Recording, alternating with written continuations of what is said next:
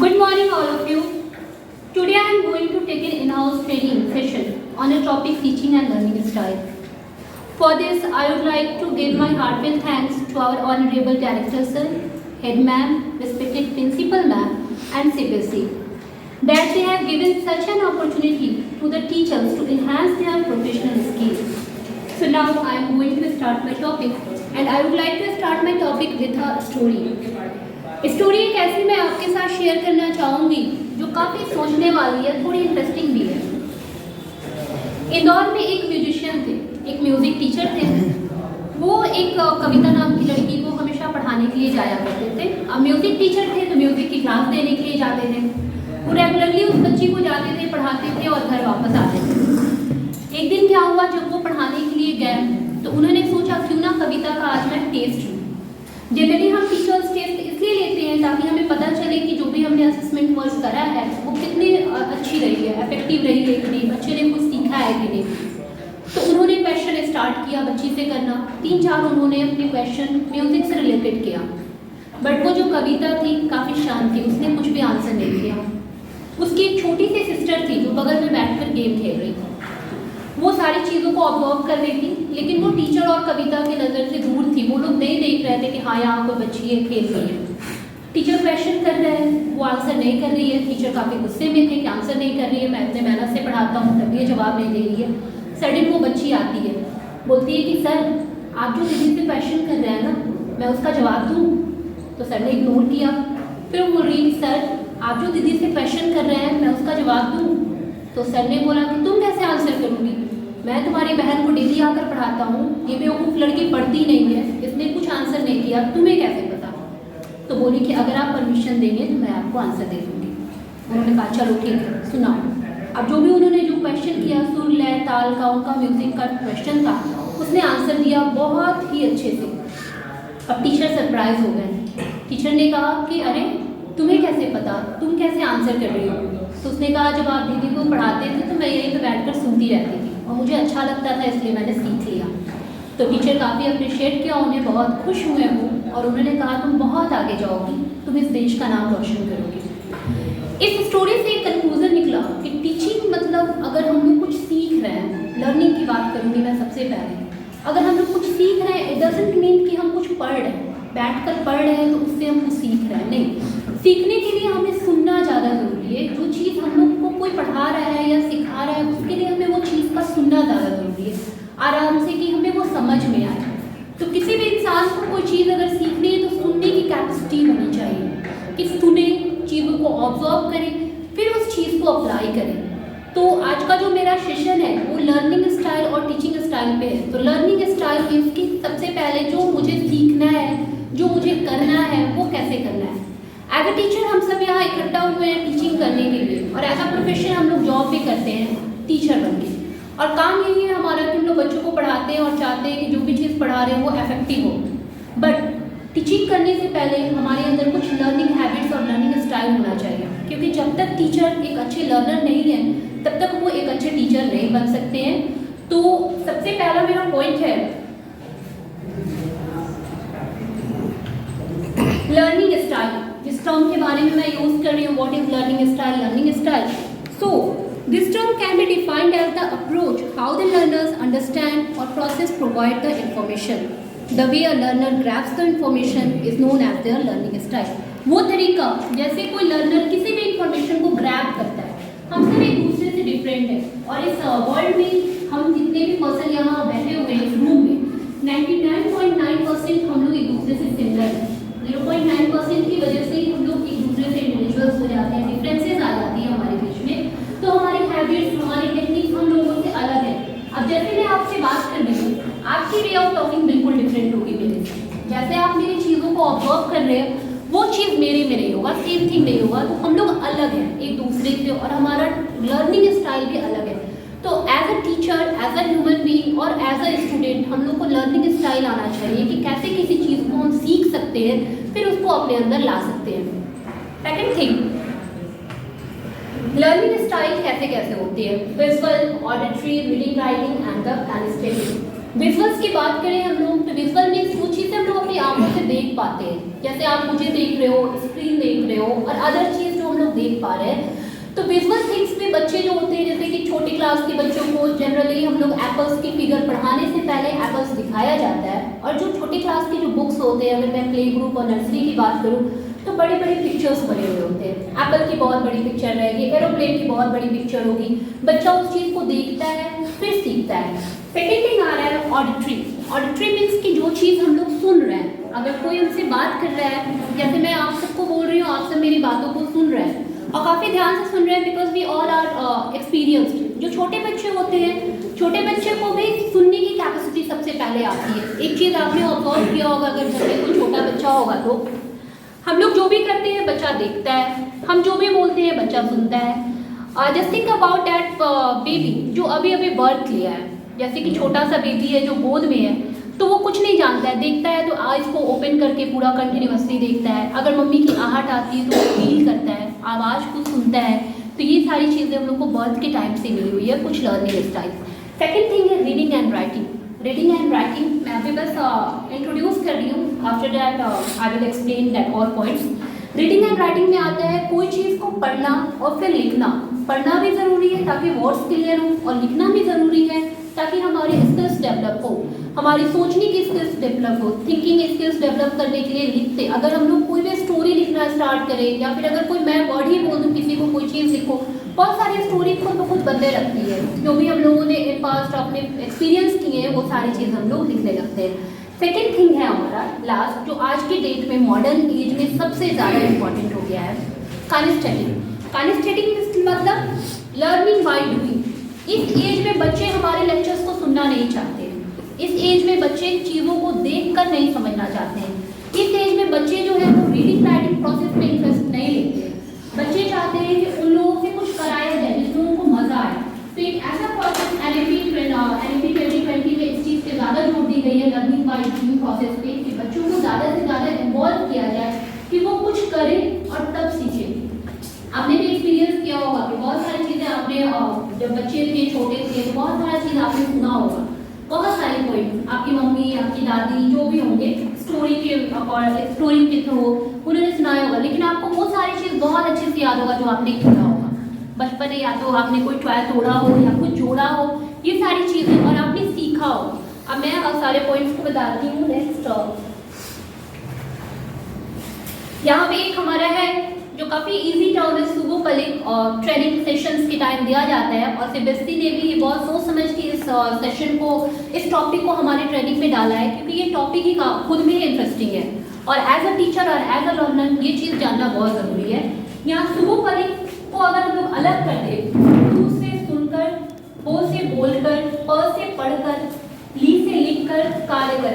सबसे पहले अगर एक सिस्टमेटिक ढंग से अगर हम लोग किसी चीज़ की बात करते हैं, सिस्टम की, तो सबसे पहले हम लोग चीज़ों को सुनने की कोशिश करते हैं। जब हम लोग सुनते हैं तब हम लोग बोलते हैं। अगर छोटे बच्चे को पानी वर्ड अगर हम लोग को सिखाना है तो बच्चा पा पा करता है। अगर हम लोग ऐसे इशारा करें पानी बोलो, वो नहीं समझेगा, लेकिन जब मम्मी, जब दीदी, जब दादी उसको पानी के बारे में बताती है, माँ शब्द बताती है, तो बच्चा समझता है अच्छा माँ, माँ मतलब मदर बोल रहा है। देन वो बोलने की प्रयास करता है, बोलने की कोशिश करता है। आफ्टर दैट जब बच्चा सुनना जान जाता है, जब बच्चा बोलना जान जाता है, तो वर्ड्स को वो पढ़ना भी जान जाता है, तोड़ तोड़ कर बोलने लगता है, क्योंकि उसको पता है माँ होता है। आप जब उसको माँ का माँ पढ़ाएंगे तो बच्चा समझेगा अच्छा ये मदर वाला माँ मतलब माँ वर्ड है। पानी होता है, पानी वो सुना है, पकर पा नदी गई, ऐसे हम सिखाएंगे तो बच्चा समझेगा अच्छा पानी मतलब जो हम लोग पीते हैं। सेकेंड थिंग, लिख कर। अब बच्चा जो है वर्ड्स को पढ़ना सीख गया है, तो फिर उसको टीचर्स जो है वो लिखना सिखाती है। और अगर मैं प्राइमरी सेक्शंस की बात करूँ, जो सबसे ज़्यादा जूनियर क्लासेस होता है, तो हमारे स्कूल में जब बच्चे आते हैं सबसे पहले हम लोग उसको फिगर दिखाते हैं, फिर उसके बाद से उन लोगों को वर्ड्स याद करना सिखाते हैं, फिर हम लोग उन लोगों को पढ़ना सिखाते हैं, उसके बाद फिर उनको उंगली पकड़कर लिखना सिखाते हैं। और जब बच्चा लिखना सीख गया तो अब वो बच्चा कुछ काम करके भी सीखने लगेगा। अब ये जरूरी नहीं है कि ये सारे प्रोसेस होंगे तभी बच्चे काम करके सीखेंगे। छोटे बच्चे होते हैं, पापा अगर शॉपकीपर है, शॉप्स में जाते हैं, तो बच्चे छोटे छोटे बॉक्स रख कर अपना अपना दुकान खोल कर बैठ जाते हैं। मम्मी अगर खाना बनाती है, बच्चा नोटिस कर रहा है कि मेरी मम्मी कुकिंग करती है, तो वो क्या करेगा, छोटे से रोटी ले लेगा, उसके बॉल ले लेगा आटा के, और बेलना स्टार्ट कर देता है कि मुझे रोटी बनाना आता है। नॉर्मल से टॉय किचन स्टार्ट कर देते हैं बच्चे। जो चीज़ वो ऑब्जर्व करते हैं वो चीज़ें सीखते हैं। इसलिए छोटा सा टर्म है सुबोपलिक, ताकि हमारी जो भी टर्म है वो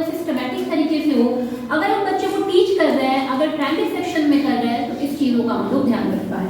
नेक्स्ट है टाइप्स ऑफ लर्नर। यहाँ हम लोगों ने लर्नर्स की बात करी है कि लर्नर्स जो है विजुअल के थ्रू सीखते हैं, ऑडिटरी के थ्रू सीखते हैं, काइनेस्थेटिक्स होते हैं, कुछ करके सीखते हैं। तो कितने तरह के लर्नर्स हैं हमारे इस वर्ल्ड में? 3 तरह के लर्नर्स, 4 तरह के देखे जाते हैं, अदर्स में learning by doing and all आ जाता है।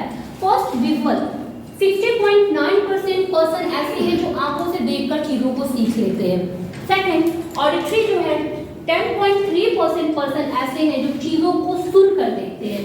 और थर्ड है लर्न व्हाट दे डू, जो लर्निंग बाय डूइंग की प्रोसेस होती है 39.5% होते हैं। क्या ये सारी पॉसिबिलिटीज हमारे अंदर है? हम लोग बहुत ही लकी हैं कि गॉड ने हमारे पास आंख दिए, कान दिए, हाथ दिए। लर्निंग बाय डूइंग भी कर सकते हैं, विजुअलिटी में भी कर सकते हैं और ऑडिटरी भी कर सकते हैं। ये उन केस में आता है जो बच्चे ब्लाइंड होते हैं, जिनके पास नेत्रहीन होते हैं, जो देख नहीं सकते हैं, वो चीज़ों को स्पर्श करते हैं। कुछ बच्चे ऐसे होते हैं जो सुन नहीं पाते हैं, कुछ बच्चे ऐसे होते हैं जो काम को कर नहीं पाते, हैंडीकैप होते हैं। तो ये सारे प्रोसेस का यूज़ किया जाता है कि अगर बच्चा देख नहीं सकता तो वो सुनकर सीख ले, अगर बच्चा सुन नहीं सकता है तो वो देख कर सीख ले, अगर बच्चा ये भी नहीं कर सकता है तो कुछ वर्क कर कर सीख ले, लेकिन सीखता तो है। और लर्निंग एक ऐसी प्रोसेस है, जब हमारा बर्थ हुआ था इस दुनिया में, जब से हम लोग आए हैं टिल द डेथ, हम लोग जब तक इस दुनिया में रहेंगे कुछ ना कुछ कहीं ना कहीं एक्सपीरियंस करेंगे और सीखेंगे। और सीखने का सबसे बड़ा पॉइंट है कि हमारे बिहेवियर में चेंजिंग आए, उसको हम लोग बोलते हैं लर्निंग। खाना पकाना, झाड़ू लगाना, अगर किसी को नहीं आता है झाड़ू लगाना तो वो नहीं सीखा है। जब वो सीख जाता है तो उसके बिहेवियर में चेंजिंग आता है झाड़ू लगाना। योगी जी आप जहाँ कहेंगे वो के पास तुरंत पहुँचे। अगर मैं बात करूं हमारे बिहेवियर में चेंजिंग आने की, तो जब स्टूडेंट, जब एक बात की जाती है अगर एजुकेशन की, एजुकेशन जो है वो कम्प्लीटली हमारे बिहेवियर को चेंज कर देता है। अगर एजुकेशन ना हो तो हमारे और एनिमल्स में कोई डिफरेंसेस नहीं होगा। एजुकेशन के थ्रू हम लोग सीखते हैं कैसे बात करते हैं, कैसे खड़े होते हैं, कैसे बिहेव करते हैं, तो हमारे बिहेवियर में चेंजिंग आती है। Till the day we will experience many of things. That thing, the second thing is the auditory learning में कुछ चीज़ आ जाती है जो पुराने ज़माने में यूज़ होता था, जैसे रेडियो हुआ, टेप रिकॉर्डर हुआ। आज कुछ ऑडियो क्लिप्स व्हाट्सएप पे शेयर किए जाते हैं जो ऑडिटरी में आते हैं। इससे क्या होता है कि सुनने की शक्ति बढ़ती है। ये क्यों ज़रूरी है? आखिर ऑडिटरी मेथड्स का हम लोग क्यों यूज़ करें, क्यों स्टाइल बनाएं? तो बच्चों की कॉन्सेंट्रेशन एक तरफ जाती है, क्योंकि बच्चे बहुत चंचल होते हैं। अगर चीज़ों को ना सुनाया जाए तो वो नहीं ऑब्जॉर्व कर पाएंगे। वो चाहेंगे हर एक चीज़ मूवी की तरह आए, सब कुछ आए, देखे भी। तो सुनना ऑडिटरी में ज़रूरी है कि सुनने की क्षमता बढ़े और बच्चे का जो है कॉन्सेंट्रेशन डेवलप हो। Second thing, what is auditory learning? I already mean, but मैं इसको पढ़ दूंगी। Auditory learning means that students learn more effectively by listening. They would prefer listening to a lecture over reading a textbook or hearing the instruction for a project instead of figuring it out hands-on. बच्चे जो है वो चीज़ों को सुनकर सीखते हैं और प्रोजेक्ट को टच करने से पहले, देखने से पहले उसके बारे में जो भी इंस्ट्रक्शंस दिए जाते हैं वो बच्चे उसको सीखते हैं। Second, benefit of the auditory learning. आखिर इसके क्या लाभ हैं? लिसनिंग टू अदर्स, बच्चे जो है दूसरों की बातों को सुनना सीखेंगे। जब तक हमारे अंदर सुनने की क्षमता नहीं होगी तब तक हमारे अंदर बोलने वाली अच्छी वाली कैपेसिटी नहीं होगी। बहुत सारे लोगों के अंदर ये बीमारी होती है या फिर हैबिट होते हैं कि वो चाहते हैं कि लोग उनकी ही पॉइंट को सुने। जब तक हम लोग दूसरों को नहीं सुनेंगे, हम लोग ये एक्सपेक्ट कैसे कर सकते हैं कि दूसरा हमें भी सुनेगा? तो ये चीज़ें बच्चों के अंदर पेशेंस लाने के लिए ऑडिटरी ये लर्निंग ज़्यादा ज़रूरी है कि बच्चा हमारी बात को पेशेंसली सुने। हम टीचर्स बहुत सारा लेक्चर दे रहे होते हैं, बच्चा सुन रहा होता है, बहुत बच्चे बोर हो रहे होते हैं। तो ये सारी चीज़ें कि लोग हम क्या बता रहे हैं या उससे दूसरा कोई अपना क्या प्रॉब्लम शेयर कर रहा है बच्चा सुन सके। इंगेजिंग इन डिस्कशन, बच्चे जो है डिस्कशन में इंगेज हो जाते हैं। Speaking confidently in front of others, अगर बोलने और सुनने की क्षमता आएगी, बहुत सारे वर्ड्स सुनने के लिए मिलते हैं, अपने अंदर खुद ब खुद कॉन्फिडेंस आने लगता है, फिर हम लोग दूसरे के सामने बोल सकते हैं। Remembering information they hear, well developed listening and the presentation skill. Auditory skills और जैसे लर्निंग का एक बेनिफिट है कि प्रेजेंटेशन स्किल डेवलप होगी, प्रेजेंट खुद को कर पाएंगे। जब तक सुनेंगे नहीं, जब तक सीखेंगे नहीं, प्रेजेंटेशन अच्छी नहीं कर सकते। Second, what are auditory activities? Auditory activities कैसे हैं? Auditory combination is developed from birth through play as a baby are stimulated with different sounds through speaking, singing, toys, reading to them, listening to sound in the environment, etc. They learn to distinguish between them and attach meaning to sound. ये auditory जो activity होती है, जैसे मैंने starting में बताया कि जब जन्म होता है, बच्चा जब बर्थ करता है, उसके कुछ दिन बाद ही वो बहुत सारी प्रोसेस, बहुत सारी चीज़ें सीखना स्टार्ट कर देता है। जैसे कि वो अलग अलग तरह की टॉय के साथ खेलेगा, अलग अलग तरह की साउंड्स को सुनेगा, फिर उसे कॉपी करता है, फिर वो सीख जाता है। Second, what is visual learning? जैसे कि मैंने बताया, जो चीज़ें हम लोग आंखों से देखते हैं, that is visual learning. So visual learning is a type of learning style in which students prefer to use image, graphics, color and maps to communicate ideas and thoughts. Visual learners must see information in order to learn it. बच्चों को बहुत सारे figures हम लोग सामने तो ले जाकर नहीं दिखा सकते हैं। अगर हम लोग बात करें भारत की नक्शा के बारे में, अगर हम लोग बात करें माउंटेन के बारे में, तो अगर हम लोग क्लास ले रहे हैं तो इट इज़ नॉट पॉसिबल कि जिस टाइम हम बच्चों को समझा रहे हैं उसी टाइम उसको उठाकर ले जाकर माउंटेन दिखा रहे हैं। हम लोग ऐसे एरिया में रहते हैं जहाँ दूर दूर तक माउंटेन नहीं है, तो इसके लिए ये ज़रूरी है, क्योंकि एक टीचर चाहता है कि अगर वो बच्चे को पढ़ा रहा है तो अगर वो 100% दे रहा है तो 100% तो नहीं, 90% तो वो ले सके, और जो पढ़ा रहा है वो इफेक्टिव हो। तो ये सारी चीज़ जब हम लोग सीखेंगे कि हाँ ऐसे ऐसे हम लोग बच्चों को पढ़ा सकते हैं, ये हमारी खुशी है, हम लोग इस चीज़ से ज़्यादा सीख पा रहे हैं, बच्चे मेरे सीख लेंगे, तो हमारी टीचिंग ऑलमोस्ट इफेक्टिव हो जाएगी। Next thing, what is the purpose of visual learning? आपके इसका पर्पस क्या है? Visual learning also helps students to develop visual thinking, which is a learning style whereby the learner comes better to understand and retain information better by associating ideas, words and concept with image. यहाँ बात हो रही है visual learning जो है हमारे अंदर बहुत सारी चीज़ों को डेवलप करने लगता है। अगर हम लोग कभी कहीं जा रहे हैं, जैसे कि लास्ट टाइम हम लोगों ने एक पिकनिक पे हम लोग गए थे, वहाँ बहुत सारी चीज़ों को देखा, बहुत सारी ऐसी चीज़ थी जो पहले देखा था, बहुत सारी ऐसी चीज़ थी जो फर्स्ट टाइम देखा। तो चीज़ों को देखने के बाद ना खुद ब खुद कॉन्सेप्ट बनने लगता है, उसके लिए बहुत सारे थ्योरी आने लगते हैं कि ये क्या है, कैसा है, फिर इंटरेस्ट आने लगता है। तो बच्चों के अंदर इंटरेस्ट जगाने के लिए, बच्चों के अंदर डेवलपमेंट लाने के लिए विजुअल लर्निंग बहुत ज़्यादा इंपॉर्टेंट है और एक इम्पॉर्टेंट रोल भी निभाता है। Second, what is reading and writing learning? लिखना और ये पढ़ने वाला क्या लर्निंग है, कैसे सीखते हैं? They prefer to learn information by reading notes, handouts and textbooks. These learners make use of the dictionaries and other references material. They also benefit by rewriting notes and the rereading notes silently again and again. Read-write learners. ये वाली जो process है हमारी reading and writing learning, ये बहुत important है, क्योंकि एक जो टीचर होता है 24/7 आवर्स के लिए बच्चों के पास अवेलेबल नहीं है। अगर बच्चा रीडिंग राइटिंग की प्रोसेस सीख लेता है, अगर चीज़ों को पढ़कर सीख लेता है, तो वो सेल्फ डिपेंडेंट हो जाएगा। क्योंकि आज हमारा जो मीडियम हो गया है टीचिंग करने का, हम लोगों का मीडियम जो है वो 3 चीज़ों में बढ़ गया है। एक तो हमारा स्टूडेंट है, सेकेंड टीचर्स है, थर्ड हमारी सिलेबस है जिसमें बुक्स आ जाती है। अगर बच्चों के पास बुक है, अगर वो टेक्स्ट बुक पढ़ना सीख लेता है, अगर वो रीड करना सीख लेता है, तो वो चीज़ों को समझ लेगा। जब वो समझना सीख लेता है, जब भी कोई चीज़ लिखने की प्रयास की जाती है, लिखने की कोशिश की जाती है, तो ऑटोमेटिकली बहुत सारे इमेजिनेशन वर्ल्ड बन जाते हैं। अगर मैं बोलूँ कि जस्ट इमेजिन कि हम सब पहाड़ पे चढ़ रहे हैं, वहाँ बहुत तेज़ बारिश हो रही है, वहाँ पे अचानक से तूफान उठ गया है। अब इस सबके दिमाग में थोड़े थोड़े पॉइंट्स आ रहे थे कि हाँ हम लोग पहाड़ पे चढ़ रहे हैं, बहुत तेज़ बारिश हो रही है, तूफान आ गया है, फिर धूप निकल गया। 4-5 इमेज आपके माइंड में इमीडिएटली बन गई, क्योंकि आप जानते हैं बारिश क्या है, पहाड़ क्या है, माउंटेन क्या है। ऐसे बच्चे, अगर एक राइटर होता है जो स्टोरी लिखता है, हम लोग मूवीज़ देखते हैं, उनका जो इमेजिनेशन वर्ल्ड होता है ना, हमारी सोच से बहुत आगे होता है। वो अलग से अपनी एक स्टोरी बना देते हैं, वो कुछ रियलिटी से डिपेंड नहीं करता है, कुछ चीज़ें रियल वर्ल्ड से ले लेते हैं जो उन्होंने एक्सपीरियंस किया, कुछ वो खुद ही जोड़ देते हैं और फिर एक बढ़िया सी कहानी बनाकर हम लोग के सामने रिप्रेजेंट कर देते हैं एज अ मूवी। हम लोग बहुत इंटरेस्ट के साथ देख रहे होते हैं। तो राइटिंग प्रोसेस जो होती है ना, राइटिंग खुद में ही एक बहुत ही अच्छा सा स्किल है। जिसको राइटिंग स्किल आ गया वो बहुत सारी स्टोरी लिख देगा। राइटिंग स्ट्रेस को रिलीव करने में भी हेल्प करता है। स्ट्रेस को कैसे रिलीव करता है? क्योंकि सारे लोग जो होते हैं वो अपनी प्राइवेसी चाहते हैं, सारी चीज़ों को दूसरे से शेयर नहीं करना चाहते हैं।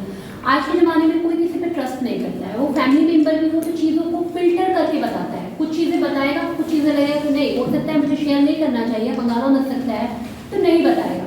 तो अब किसे शेयर करें? किसी पे तो ट्रस्ट है नहीं कि सारी बातें शेयर कर सकते हैं। तो लोग क्या करते हैं, राइटिंग स्टार्ट करते हैं। अगर आप भी अपने हैबिट में डाल देते हैं, अगर बहुत ज़्यादा स्ट्रेस है, हद से ज़्यादा स्ट्रेस है, अगर ड्राइंग करना स्टार्ट कर दे, झूठ मूठ का भागना स्टार्ट कर दे, सारा स्ट्रेस वही निकल जाएगा। और ऑटोमेटिकली, या फिर अगर आपको बिल्कुल ड्राइंग पसंद नहीं है, कैसे फिश का फिगर बनाते हैं, कैसे एप्पल बनाते हैं, बस देखना सीखिए। वो भी नहीं, अगर आप राइट करना लिख दें, किसी के बारे में गलत गलत बातें लिखनी है, किसी को अब्यूज करना है, जो भी बोलना है, गुस्सा आ रहा है, लिख दे, फाड़ के फेंक दे, सारा स्ट्रेस खत्म। उसके बाद से आपको लगेगा कि सब खत्म हो गया, मैंने तो बोल दिया, खुद से बातें होगी। बाद में अगर आप कभी दोबारा अगर डायरी, पहले जमाने में लोग डायरी लिखा करते थे, तो हम लोग की जनरेशन में वो डायरी नहीं लिखते, लेकिन मैंने देखा है कि पहले बहुत लोग डायरी लिखते थे, लॉक करके रखते थे और पूरी अपनी पूरी जीवनी लिख देते थे, पूरी लाइफ, कब क्या हुआ, कैसे हुआ। अब वो लोग खुश भी रहते थे क्योंकि उनको लगता था मैंने हर एक चीज़ नोट डाउन करके स्ट्रेस को हटा दिया है। तो रीडिंग एंड राइटिंग प्रोसेस भी हमारे लिए बहुत ज़रूरी है। और अगर टीचिंग कर रहे हैं, अगर राइटिंग नहीं आता है, बस बोलना आता है, बस सुनना आता है और लिखना आता ही नहीं है, अब लेक्चर देना है, बड़े बच्चों को पढ़ाने के लिए गया, लेक्चर देना है, पढ़ लेना है, देख लेना है, बहुत सारे पॉइंट्स होते हैं जो हमें लिखने की ज़रूरत होती है कि याद नहीं रहेगा, लिख लेंगे। सेकेंड थिंग, अगर बच्चों में हम लोग राइटिंग स्किल डेवलप कर रहे हैं, बच्चा जो होता है रट्टू मार होता है, चीज़ों को रटता है, अगर वो राइटिंग स्किल डेवलप करता है, जो भी चीज़ें वो लिखता है, तो जब हम लोग पेन से लिख रहे होते हैं, वो चीज़ हमारे ब्रेन पे लिख रहा होता है। जब भी हम लोग पेन से कोई चीज़ लिखते हैं, हमारे ब्रेन पे लिख रहा होता है और वो फिर टेम्पररी से परमानेंट मेमोरी बन जाता है। इसलिए राइटिंग स्किल्स को डेवलप करना भी बहुत ज़्यादा नेसेसरी है। Second thing, why the teaching of writing skill is important. Same thing I think I have already discussed. When a writing process is used to teach writing, students begin to understand writing as a form of communication. Furthermore, writing helps students recognize that they have opinion, ideas and thoughts that are worth sharing with the world, and the writing is the effective way of the getting them out there.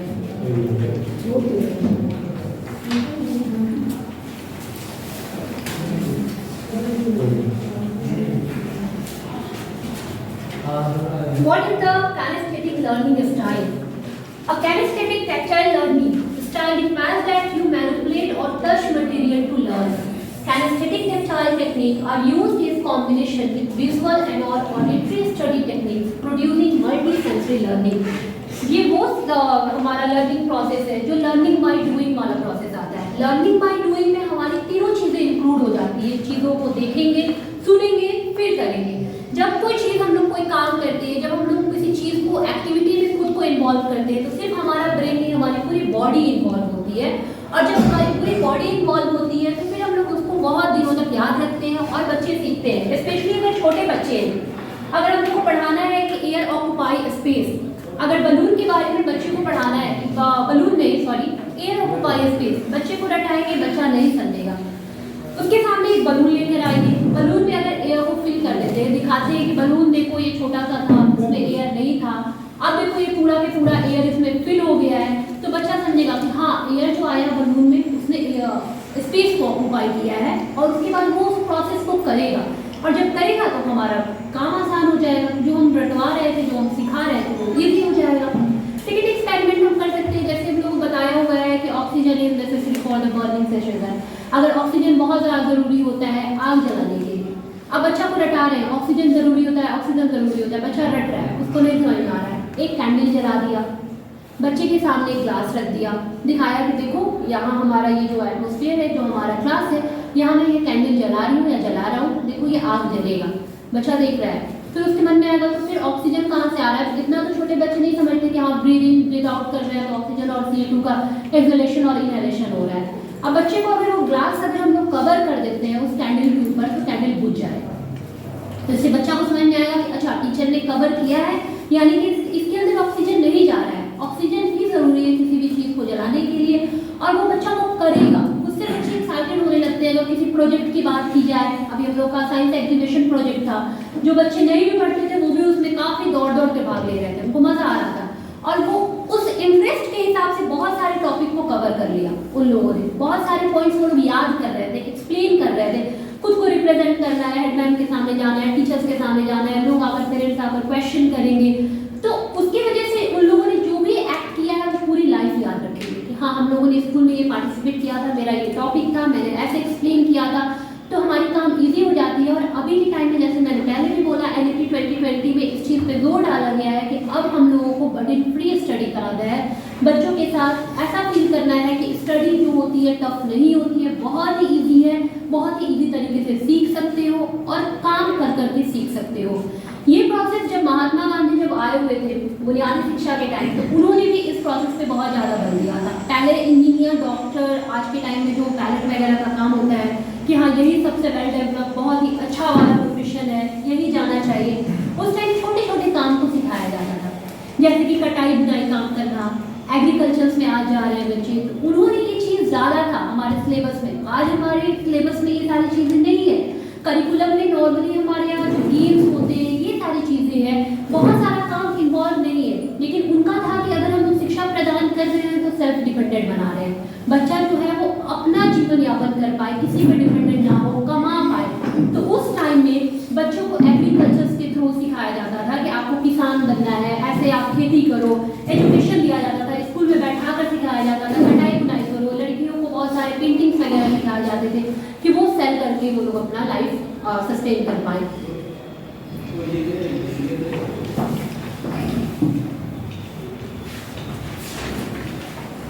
What is the purpose of kinesthetic? Kinesthetic learning encourages physical activities, bolsters cognitive, social and emotional development, enhances the brain's capacity to retain information, and develops not just one's individual capacities and strengths, but also one's self-confidence in those capacities.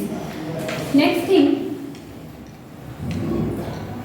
visual learning की कुछ pictures हैं, books, map, posters. Next thing है हमारा what is teaching, जो हम लोग कर रहे हैं और आज हमारे लाइफ का एक पार्ट बन गया है, स्पेशली हमारी ज़िंदगी बन गई है। हम लोग चाहते हैं कि इसी में यही सब कुछ है, अब यही करना है, और एक तरह से ये प्रोफेशन भी बन गया है और अर्निंग सोर्स भी बन गया है कि हाँ। लेकिन अगर हम कोई काम कर रहे हैं, अगर उसको 100% करें तो हम लोग भी सेटिस्फाइड होंगे और जिसके लिए कर रहे हैं वो भी सेटिस्फाइड होगा। टीचिंग क्या है वो एक्सप्लेन करने से पहले मैं ये पूछना चाहूँगी, अगर आप इंटरेस्टेड हो तो आप बता सकते हैं कि मैं खुद ही एक्सप्लेन करूँगी कि टीचर कौन है। Who is a teacher? जो बेस्ट लर्नर। जो बेस्ट लर्नर, वेल डन। और कोई व्हाट इज अ टीचर, मतलब हम लोग कैसे बोल सकते हैं कि वो मेरा टीचर है? नॉर्मल वे में आप बताइए, जैसे as a teacher, just imagine कि एज अ टीचर मैं यहाँ खड़ी हूँ, आप एज अ टीचर हो और टीचर हो आप बैठे हैं, मेरे से वेल एक्सपीरियंस है, लेकिन हम लोग कैसे बोलते हैं कि ये मेरा टीचर है? जो किसी भी चीज़ को करके सिखाए, करके दिखाए, सही मार्गदर्शन देता है, जो हमें सही मार्गदर्शन देता है, तो हमको लगता है ये मेरा टीचर है, जो हम लोग को कुछ कुछ सिखा रहा होता है। अब जैसे कि हम लोग सीखे हुए हैं, और टीचर ऐसा नहीं होता है कि जो स्कूल में हम लोग आए हुए हैं वहीं से टीचर होता है। टीचर की स्टार्टिंग हमारे घर से होती है, जो हमारी फर्स्ट टीचर हमारी माँ होती है, हमारे पेरेंट्स होते हैं, उसके बाद ही हमारे टीचर आते हैं। हमारा भाई बहन होता है, हमारे दादा दादी होते हैं, रोड पे चल रहा पर्सन होता है, जिसने किसी को कोई चीज़ टीच कर दिया, जिसने किसी को कोई चीज़ सिखा दिया, वही उसका टीचर बन जाता है, वही उसका रोल मॉडल बन जाता है। तो यहाँ पे हमारा व्हाट इज टीचिंग, तो teaching is a social process. Teaching is made up of the English language word teaching which means to learn.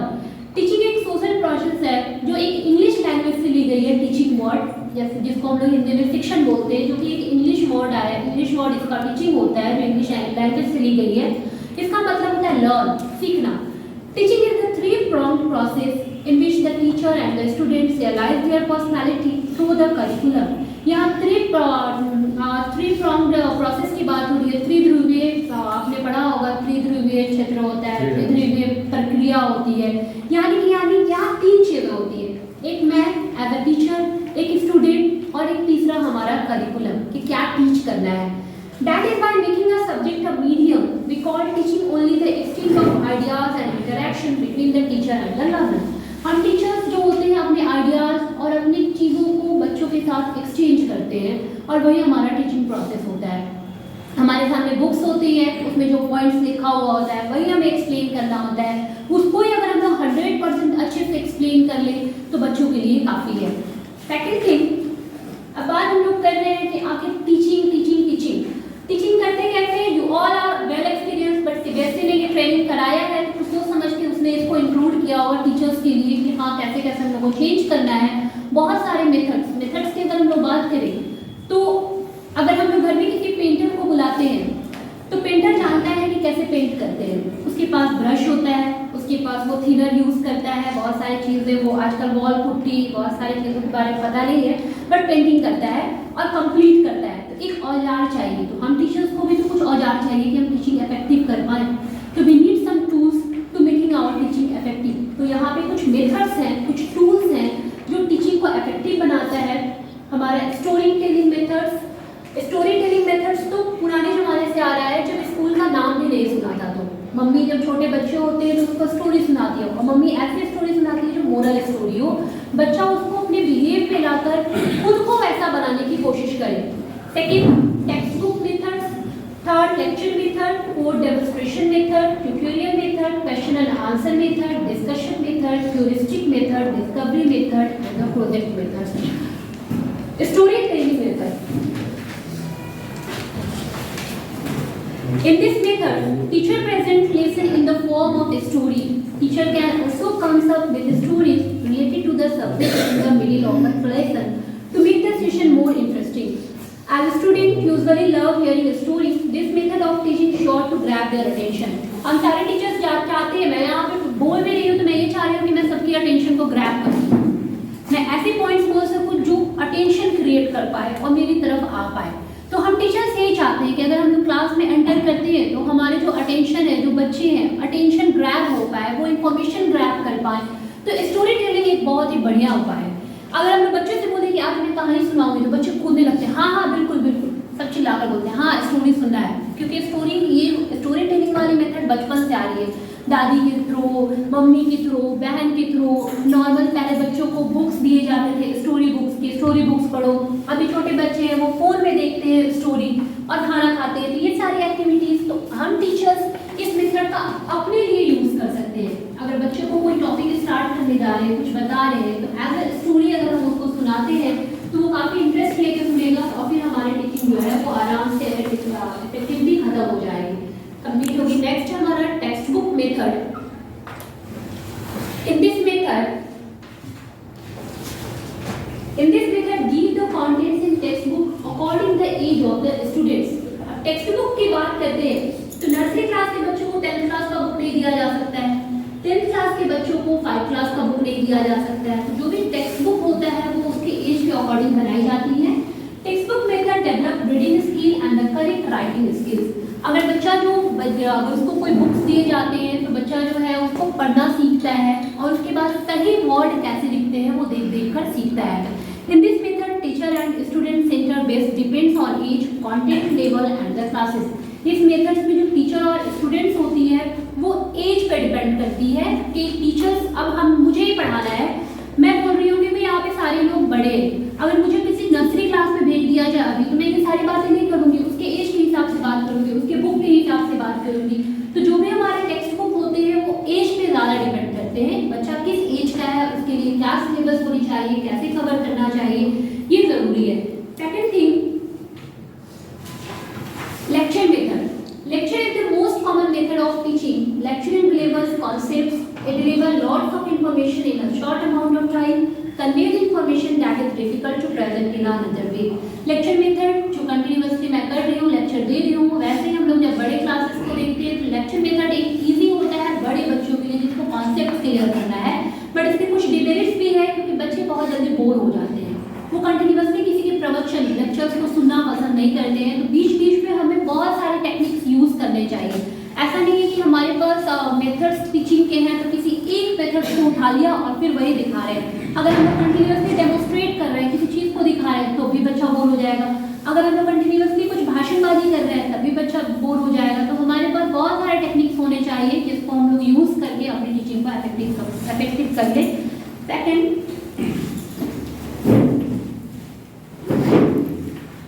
The lecture methods के कुछ एडवांटेज और डिसएडवांटेज हैं।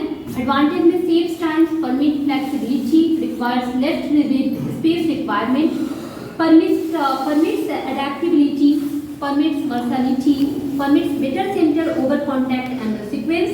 ये बच्चों के अंदर फ्लेक्सिबिलिटी लाता है, बच्चों के अंदर लचीलापन लाता है, बच्चे जो है चीज़ों को देख देख कर उसको अनुकूल अडेप्टेशन लाते हैं, उसके हिसाब से ढलना स्टार्ट करते हैं।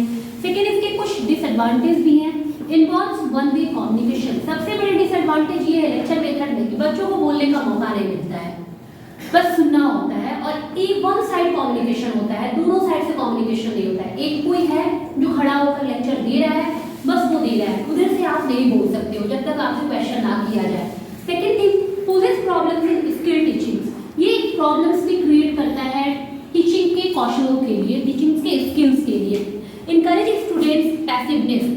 लेक्चर मेथड में बच्चों के अंदर किसी भी तरह की एक्टिवनेस नहीं होती है, बच्चे काफ़ी निष्क्रिय हो जाते हैं, चीज़ों को एक्टिविटी के साथ नहीं कर पाते हैं। Poses difficulty engaging student reactions, require highly skilled instruction. बच्चों को हम लोग इंगेज नहीं कर पाते हैं क्योंकि बहुत बच्चों को नींद आने लगती है। कंटिन्यूअसली किसी का कंटिन्यू भाषण सुन रहे हैं, स्पीच सुन रहे हैं, बोर होकर सोने का दिल करता है कि हो गया अब बंद करो, एक ही आवाज़, एक ही टोन, हर एक चीज़ बार बार जा रही है कान में। और लास्ट थिंग, अगर कोई लेक्चरर है तो उसको हाईली स्किल होना चाहिए, उसके अंदर स्किल होना चाहिए जो काफ़ी हाई होना चाहिए कि वो आराम से अपनी टॉपिक्स को लंबे टाइम तक खींच पाए। Second thing, demonstration method.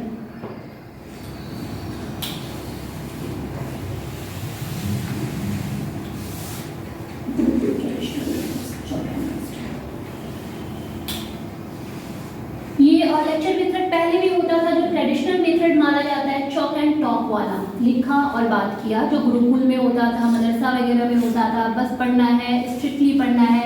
और पहले ज़माने में ये सिस्टम माना जाता था कि बच्चे जो होते हैं पापात्मक आत्मा के होते हैं, मतलब कि वो बच्चे बहुत बदतमीज है, बदमाश है, इसको कठोर दंड दो तभी वो नॉर्मल होंगे, खूब मारो, जितना स्ट्रिक्ट हो सकते हो। आप लोग के टाइम में जब स्टडी होता होगा तो टीचर बहुत स्ट्रिक्ट थे, और आज आप टीचर बने हैं तो वैसे नहीं है, बिल्कुल अपोजिट है। तो पहले ऐसा था कि बच्चों को जितना मार सकते हो मारो और उसको पढ़ाओ, बच्चों की फीलिंग से कोई लेना देना नहीं है।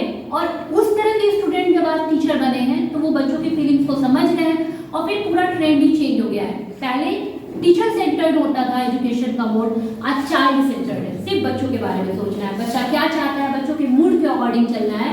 तो ये गुरुकुल की कुछ ट्रेडिशनल मेथड्स हम लोग, और लेक्चर मेथड को ट्रेडिशनल मेथड्स कहते हैं। Second, demonstration method. Demonstration method is practical way of the teaching. In this method, teacher perform an activity to teach his student a concept. This often occurs when students find it difficult to connect theories to actual practice, and when students are unable to understand the theories and application. Demonstration में वही करके देखना वाला, जैसे bio के कुछ classes हो रही है, केमिस्ट्री के कुछ क्लासेस हो रही है, फिजिक्स के हो रहे हैं, मैथ्स के हो रहे हैं, जो भी चीज़ें हो रही हैं, जब बच्चा उन चीज़ों को थ्योरी सुनता है और जब उसको प्रैक्टिकली करता है तो जो भी उसके प्रॉब्लम्स होते हैं सॉल्व होने लगते हैं। जो चीज़ हम लोग बच्चों को बोलते हैं कि ऐसे करो वैसे करो, जब तक बच्चा करेगा नहीं वो सीख नहीं पाता है। तो डेमोन्स्ट्रेशन मेथड्स भी बहुत ज़्यादा ज़रूरी है कि बच्चों को चीज़ों को दिखाया जाए, किया जाए। जैसे कि आज का टाइम है कि अगर कोई टीचिंग के लिए जाता है कहीं भी तो उसका सबसे पहले डेमोन्स्ट्रेशन होता है, डेमो होता है कि वो क्या जानता है क्या नहीं, मतलब 6 मिनट में पूरी की पूरी उसके लिए जजमेंट पास कर दी जाती है कि ये इतना जानता है, मुझे ऐसा लगा, क्योंकि प्रिपरेशन करना है। तो हाँ 6 मिनट में 6 मिनट दिया गया है डेमोन्स्ट्रेशन के लिए। जैसे कि और टीचिंग की जो की जाती है, जैसे मैं बात करूँ इंटर्नशिप की, तो इंटर्नशिप में अगर किसी की डेमोन्स्ट्रेशन है कि वो टीचिंग कैसा कर रहा है, 30 मिनट की क्लासेस नहीं नॉर्मली, और जैसे कि मैं स्कूल का डायरेक्टली नाम ले लूँगी, बाद में बता दूँगी। दूसरा जो स्कूल होता है तो उसमें 6 मिनट की डेमोन्स्ट्रेशन होती है, पीछे बैठे रहते हैं लोग, 6 मिनट की डेमोन्स्ट्रेशन में आपकी स्किल को देखेंगे, आपकी प्रेजेंटेशन को देखेंगे। That is from school to school, place to place, person to person. If you are going to be appointed as a teacher, what will you do in 6 minutes? हाँ तो ठीक है, मतलब अगर इंटर्नशिप, अच्छा मैं बता रही हूँ स्कूल छोड़िए, अगर इंटर्नशिप की हम लोग बात करते हैं तो इंटर्नशिप में बस 6 मिनट में ही वो टीचिंग का प्रोसेस हो जाता है, 6 मिनट में बताया जाता है, फिर चेंज होता है। हाँ अकॉर्डिंग टू एनसीईआरटी 6 मिनट देना है और फिर उसके बाद खत्म हो जाता है।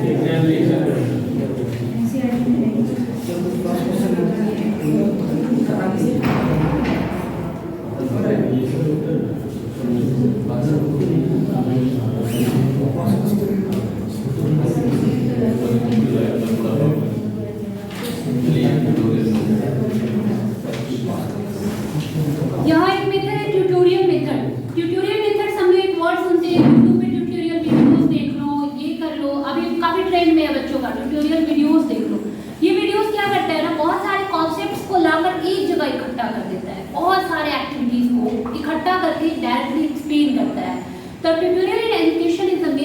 transferring knowledge and may be used as a part of a learning process, more interactive and specific than a book or a lecture.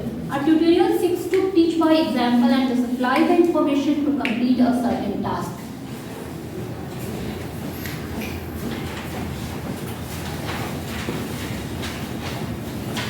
Next question and answer method जो लोग बहुत ज़्यादा यूज़ करते हैं जब भी कोई कुछ पढ़ाता है तो वो बच्चों से क्वेश्चन करता है ताकि पता चले कि जो वर्क चल रहा है वो कैसा हुआ है, बच्चों ने सीखा है कि नहीं, बच्चे का अटेंशन क्या है। अटेंशन ग्रैब करने के लिए हम टीचर क्वेश्चन करते हैं। अगर सडन पढ़ा रहे हैं, लगता है कि वो बच्चा कहीं और बिजी है, तो उससे क्वेश्चन करके जानने की कोशिश करते हैं कि हाँ बच्चा वो मेरी बातों को सुन रहा है कि नहीं। तो question and answer is the teaching methods that allow direct communication, that is two-way traffic, because at the same time there is a dialogue between the teacher and the students. Question and answer method is intended to stimulate students' thinking and guide them to achieving or gaining knowledge.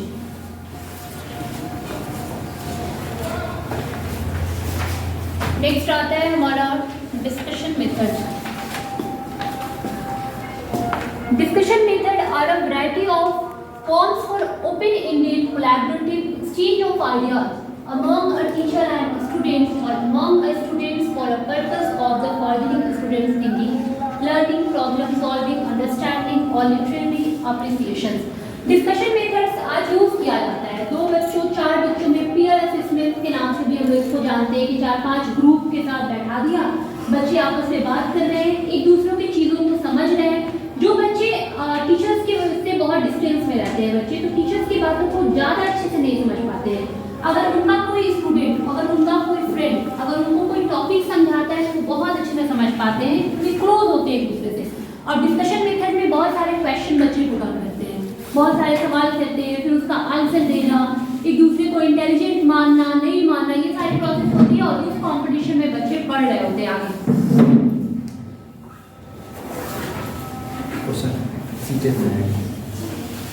Last आता है हमारा heuristic method. The heuristic method of the teaching is an economic. Discussion method को हम लोग class में use कर सकते हैं। Of course करते हैं, और बहुत सारे क्वेश्चन था, जैसे एक बच्चे को खड़ा कर दिया कि तुम ये आंसर करो, दूसरे बच्चों को बताया कि इज इट करेक्ट और रॉन्ग, इस तरह का प्रोसेस हम लोग यूज करते हैं। या फिर हम लोग किसी भी बच्चे को बोल देते हैं कि आपस में डिस्कस करके आंसर करो, तो ये हम लोग यूज करते हैं, कर सकते हैं। शोर होता है, इसलिए इसका बनाया गया ना पीयर असेसमेंट का। अभी इस टाइम में कोई ऐसा इफेक्टिव मेथड नहीं है जो डिस्कशन भी हो और ज्यादा प्रॉब्लम नहीं। तो इसको हम लोग पीयर असेसमेंट का नाम दे दिया। जैसे ग्रुप में डिवाइड कर दिया गया, 5 बच्चों का ग्रुप बना दिया गया और उसको अलग कर दिया गया कि तुम पांचों आपस में डिस्कस करो, इस चीज को सॉल्व करो। इस चीज के लिए हम लोग जैसे कि हमारे स्कूल में होता है, सिर्फ ग्राउंड में लेकर जाते हैं, 4-5 बच्चों को एक जगह बैठा देते हैं, तो अब शोर नहीं होगा। छोटी सी क्लासेस होगी, कंटिन्यूअसली बच्चे बात करेंगे तो शोर होगा, तो इसके लिए स्पेस की नीड है। अगर डिस्कशन स्टार्ट करते हैं, डिसिप्लिन में रखना चाहते हैं, तो खुला स्पेस चाहिए कि आवाज ना आए, लेकिन ये जरूरी है। इससे क्या होता है, बच्चों के बीच में हेजिटेशन खत्म होती है, एक दूसरे से बात करते हैं, चीज़ों को समझते हैं, समझाते हैं अपने पॉइंट। क्योंकि बहुत सारे बच्चे ऐसे होते हैं ना जो चीज़ों को जानते हैं लेकिन बोलना नहीं जानते, वो बोल नहीं पाते हैं, डरते हैं बहुत ज़्यादा लोगों के सामने एक्सप्लेन करने से। तो डिस्कशन मेथड में उनकी ये डर खत्म होती है, उनके अंदर कॉन्फिडेंस आता है। Second, heuristic method, the heuristic method of the teaching, an economic and the fast strategy. In the heuristic method, the student must be an independent discoverer, so there is no teacher help or guidance in this method. In this method, the teacher poses a problem to students, then stands aside while they discover the answer. ये method जो होता है इसको अन्वेषण का method बोलते हैं। इसमें क्या होता है, बच्चों को एकदम से फ्रीली छोड़ दिया जाता है, जो ढूंढना है। जैसे डिस्कवरी मेथड इसी का एक पार्ट माना जाता है, इसमें बच्चों को छोड़ दिया जाता है। कुछ क्वेश्चंस होता है जो टीचर अराइज करके बिल्कुल अलग हो जाते हैं, अब तुम ढूंढो। जैसे क्विज और पजल का गेम होता है ना कि कुछ पहेलियां बुझाया या फिर बहुत सारे वर्ड्स दे दिया, फेंक दिया, अब इसको तुम अरेंज करो। अब बच्चा अरेंज करेगा, खुद ही सेट करेगा, टीचर को पता है कि इसका आंसर कहाँ है, लेकिन बच्चों पे फोर्स डालता है कि तुम्हें ये चीज़ करके सीखना है। और फिर बच्चे, ये सारे एक टीचिंग प्रोसेस है, क्योंकि टीचर चाहते हैं कि उनकी टीचिंग जो है वो इफेक्टिव हो, और हमारा एक एम ही है कि जो पॉइंट हम लेकर आए हैं वो मुझे पढ़ा देना है। अब पढ़ा देना है तो ज़बरदस्ती तो दिमाग में घुसा नहीं सकते हैं, तो अपने अलग अलग टेक्निक्स यूज़ कर सकते हैं कि हमारी टेक्निक, ये टेक्निक यूज़ करेंगे, इस नेचर का बच्चा है। और इसको जानने के लिए कहाँ हम लोग को ये टेक्निक यूज़ करना है, सबसे पहले हमको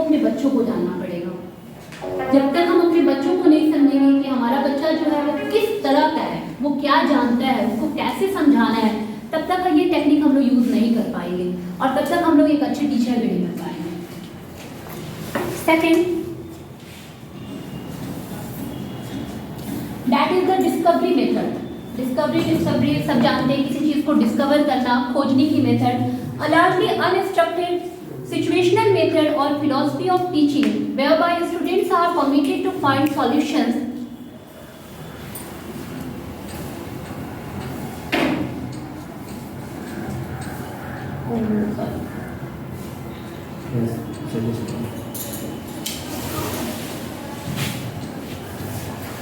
a largely unstructured situational method or philosophy of teaching whereby students are permitted to find solutions to problems on their own at their own pace, often joining the group activities either independent of or under the guidance of a teacher।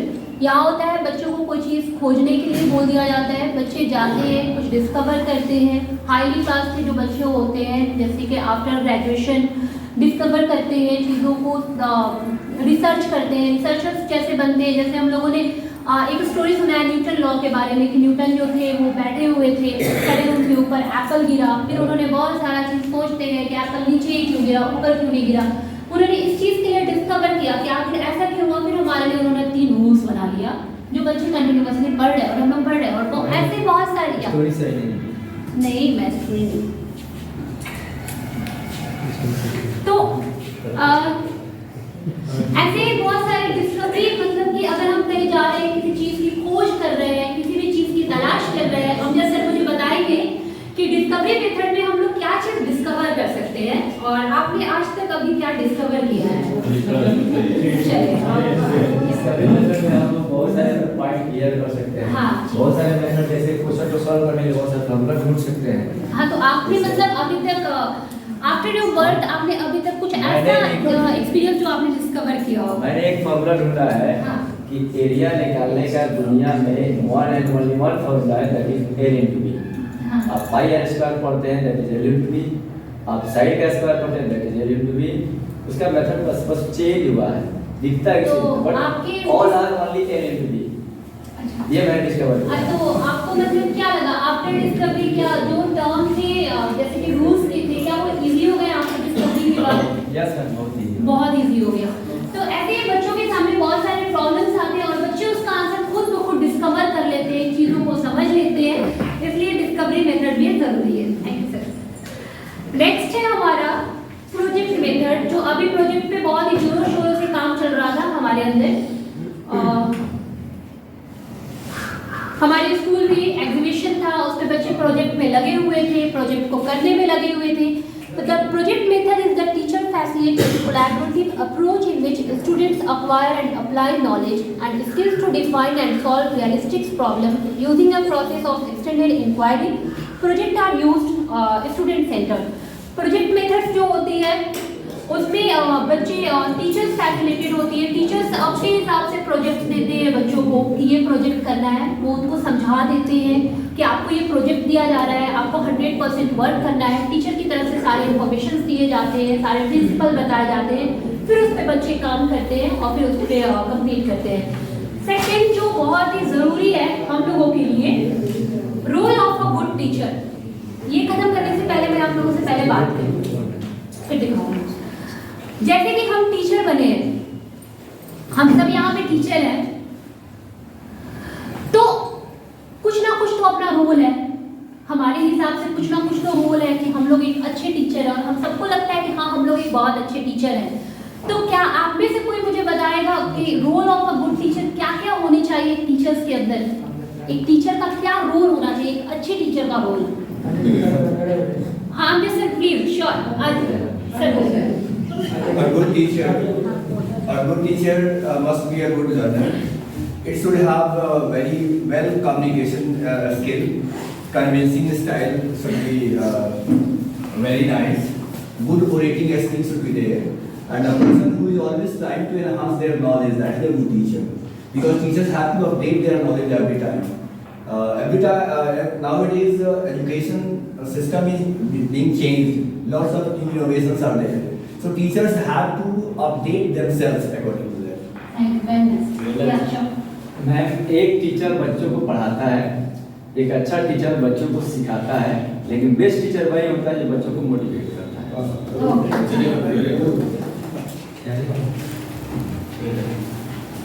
Teachers are the one who motivates their students to do better in every domain and help them to achieve life goals.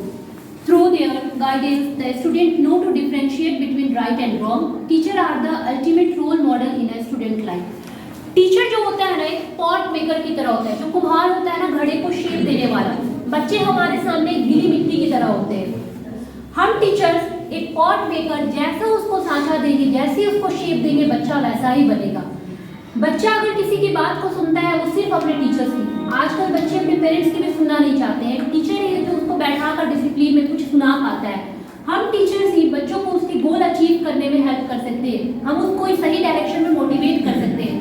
अगर किसी बच्चे को बहुत ही बदतमीज है, मैंने ये experience किया है बहुत बदतमीजों के साथ, अगर बहुत बदतमीज है, उसको 1000 लोग आकर बोल रहे हैं तुम बहुत बदतमीज हो, तुम बहुत बदतमीज हो, उसके माइंड में सेट हो गया, हाँ मैं बदतमीज हूँ, बदतमीजी करूँगा। लेकिन अगर हम उसको बोलते हैं कि नहीं, मुझे नहीं लगता है कि ये बदतमीज है, ये बहुत ही अच्छा है, ये पढ़ने में भी अच्छा है, तुम अच्छे हो ना, तो उसके अंदर आता है अच्छा हम अच्छे हैं क्या, मतलब कि इनको लगता है कि हम अच्छे हैं, और उसके अंदर ये फीलिंग आने लगती है कि हाँ हम अच्छे हैं क्या। हम लेकिन नहीं कि देखो ये अच्छा, चलो कोई नहीं, इसने अभी किया ना, नेक्स्ट टाइम ये नहीं करेगा, बोलेगा तो बोलना मैम आपने गलत बोला। फिर उस बच्चे को कुछ सेकंड के लिए अपनी एक्टिविटी को कंट्रोल करता है कि हाँ ये बोल रही है कि अच्छा है, हम तो अच्छे हैं, बुरे नहीं है। तो ये चीज़ें हम लोग डायरेक्टली बच्चे को डायरेक्टली नहीं बोल सकते कि तुम बहुत ही फालतू हो, बहुत ही गंदे हो, क्योंकि अगर हम लोग नेगेटिविटी पास करते हैं तो बच्चों के अंदर वो नेगेटिविटी हमेशा रह जाती है। हम लोगों का एक रोल है तो बच्चों को एक सही डायरेक्शन में ले जाए, उसको उसके गोल से मिलाए, उसके अंदर क्या है उससे उसको रूबरू कराए। बच्चे सही और गलत के बीच में फर्क नहीं जानते हैं, बच्चों को नहीं पता है कि क्या सही है क्या गलत है। बच्चे इसीलिए अब घर से आते हैं स्कूल और पेरेंट्स भी छोड़ देते हैं कि इसकी टीचर समझ लेंगे, समझा देंगे। अगर हम लोग बच्चों को सही से एक्टिविटी बताएंगे, कम से कम 5 से 10 मिनट अगर बच्चों पे थोड़ा सा इन्वेस्ट कर देंगे, क्योंकि टीचिंग हमारा सिर्फ ये नहीं है कि हम लोग बुक उठाया और हम लोगों ने पढ़ा दिया बच्चों को, हमारे सिलेबस कवर हो गए, नहीं। अगर हम लोग एक बच्चे को अच्छा इंसान बनाते हैं, अगर हमारे क्लास में 60 बच्चे हैं, उसमें से अगर एक बच्चे को हमने अच्छा कर दिया तो हमारे लिए बहुत हो जाता है। और वो एक के बाद फिर हम लगता है कि हाँ मैंने एक की तो जिंदगी सुधारी है, बदतमीजों में से किसी एक को सुधार दिया है। तो इसलिए हम लोग बोलते हैं कि एक अच्छे टीचर्स का जो रोल होता है वो बच्चों को मोटिवेट करता है, उसके सारे डोमेन को हेल्प करता है कि उसका जितना भी डोमेन है वो बेटर से बेटर हो पाए और वो अपने लाइफ के गोल्स को अचीव कर पाए।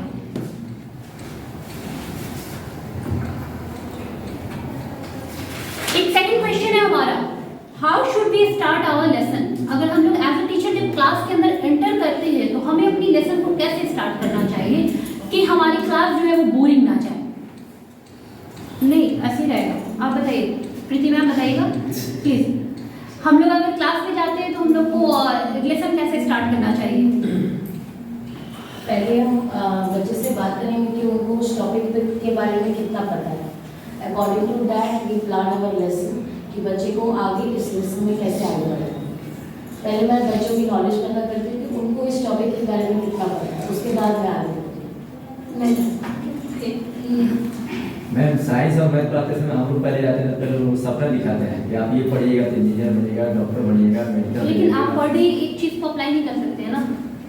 How will you start your lesson, मतलब चैप्टर पढ़ाना है, ये तो हो गई कि आप उसको गोल के बारे में बता रहे हो कि ऐसा करोगे तो ऐसा पर्टिकुलर चैप्टर कैसे आपको हेल्प करेगा आपके करियर बिल्डिंग में। हाँ पहले वो पता। ओके अजीब। मुझे लगता है कि सबसे पहले हम लोगों को बच्चों के साथ इंटरेक्ट करके बच्चों का ध्यान आकृष्ट करना चाहिए, बच्चे 100% पहले फोकस हो जाए वहाँ पर। सेकेंड थिंग, फिर हमने जो इसके पहले पढ़ाया है आज के मेथड को उससे कनेक्ट करने की कोशिश करनी चाहिए। Short recall what we have studied in previous class, इसको बतानी चाहिए।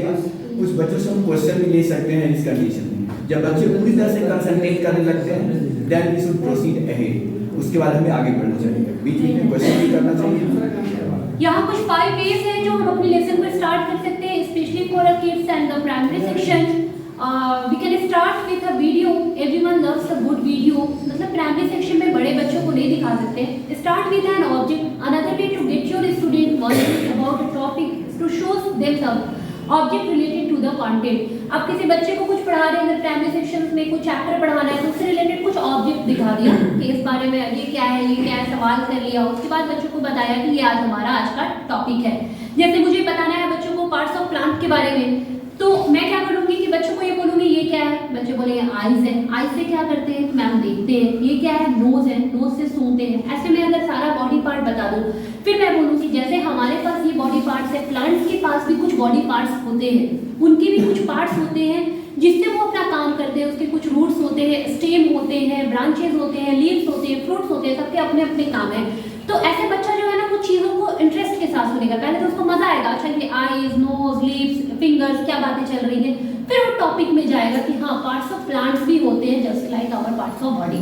नेक्स्ट थिंग है हमारा स्टार्ट विद अ क्वेश्चन। हम लोग क्वेश्चन से भी स्टार्ट कर सकते हैं, स्टार्ट विद अ मूवमेंट, कुछ मूवमेंट करके भी स्टार्ट कर सकते हैं, and start with a mistake. Generally हम टीचर्स कुछ गलत बोल के देखने की कोशिश करते हैं कि बच्चा कितना सुन रहा है। अगर बच्चे ने टोक दिया है यानी बच्चा का पूरा कंसंट्रेशन है, अगर बच्चे ने नहीं टोका यानी कि वो हमारी बातों को ध्यान से नहीं सुन रहा है।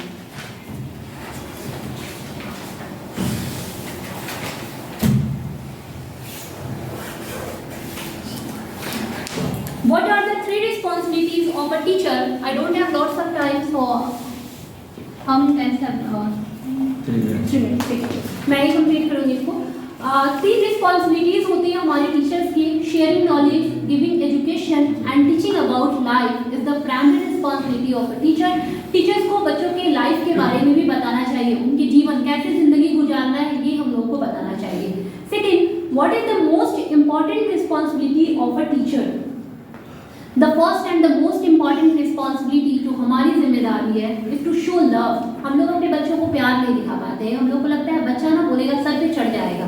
अगर हम लोग डांटते हैं ना, अगर हम लोग बहुत झाड़ते हैं तो हम लोग कभी प्यार भी दिखा सकते हैं, क्योंकि पेरेंट्स जो हमारे होते हैं ना वो हम लोग को गुस्सा भी देते हैं और हम लोग से प्यार भी करते हैं।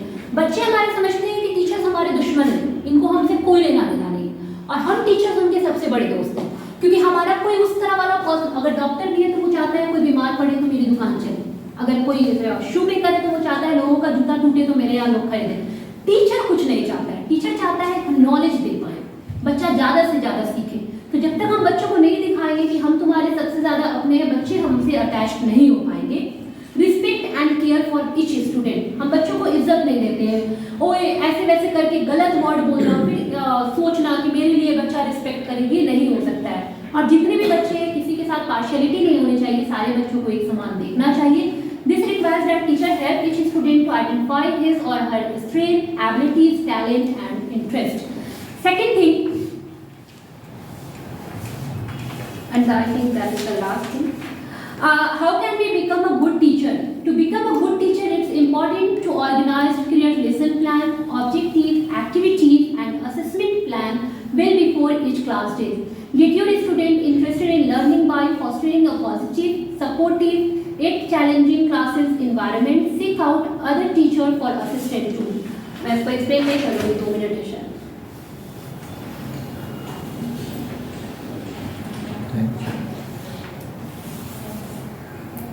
यहाँ लास्ट है, what makes a good great teacher?